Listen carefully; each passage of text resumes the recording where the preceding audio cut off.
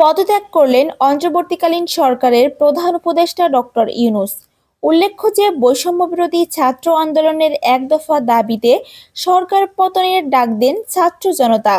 তারপর দেশ ছাড়তে বাধ্য হন প্রধানমন্ত্রী শেখ হাসিনা।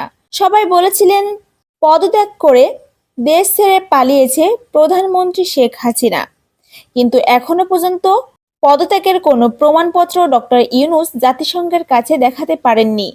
তাই হয়তো বাধ্য হয়ে পদত্যাগ করলেন ডক্টর ইউনূস। পদত্যাগপত্রটি আপনাদের কাছে হুবহু তুলে ধরা হলো।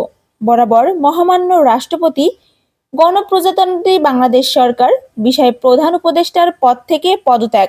জনাব, আমি গভীর দুঃখের সঙ্গে জানাতে চাই যে 5 আগস্ট পরবর্তী বিভিন্ন সহিংসতা ও সংঘর্ষের প্রেক্ষিতে যেখানে 2100 জনের বেশি মানুষের প্রাণ হারিয়েছে এবং অনেক প্রাণহানি এড়ানোর জন্য আমি পদত্যাগের সিদ্ধান্ত নিয়েছি। আমি বাংলাদেশের প্রধান উপদেষ্টার পদ থেকে পদত্যাগ করছি।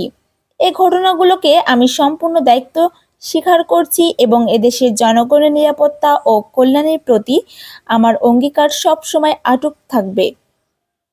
গত 1 মাসের অধিক সময় ধরে আমি আপনাদের সেবা করার সুযোগ পেয়েছি, যা আমার জীবনের সবচেয়ে বড় সম্মান। তবে সাম্প্রতিক ঘটনাবলী প্রমাণ করছে যে এই মুহূর্তে দেশকে এড়িয়ে নিতে অন্য নেতৃত্বের প্রয়োজন।